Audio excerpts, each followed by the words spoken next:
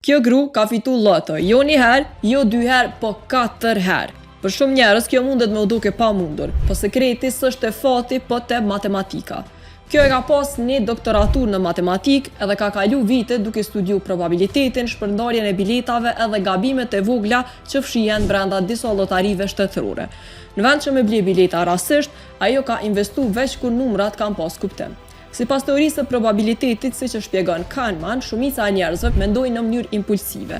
Na duket se shohin modele edhe kur nuk ekzistojnë, po matematicianët mësohen me mendu ngadalë, me analizu edhe mos me i besu fatit. Sipas Johnson edhe kolegëve, ata që e kuptojnë probabilitetin marrin vendime më fitimprurse edhe shmangin rreziqe që duket se tjerët i shohin si fat. Pra ajo nuk po e përdorte fatin, mirë po njohurit mbi modelet edhe mbi kohën. Autoritetit u tronditën kur e kuptuan kur e njëjta gru e kishte thyr sistemin 4 herë.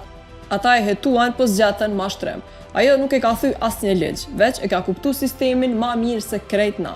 Historia asaj tash është legjendë e matematicianët sepse provojnë që edhe lojrat e rastësishme shpesh kanë gabime. Sipas Tallis, njerëzit e nënvlerësojnë fuqinë e mendimit analitik edhe e mbivlerësojnë fatin, po analiza mundet me ndryshu jetën më shumë se rastësia. Pra, është ma mirë me ditë, a më ta dashtë. Kallëzojmë komente dhe për ma shumë video si kjo, subscribe bëni në YouTube edhe në krejt platformat e tjera.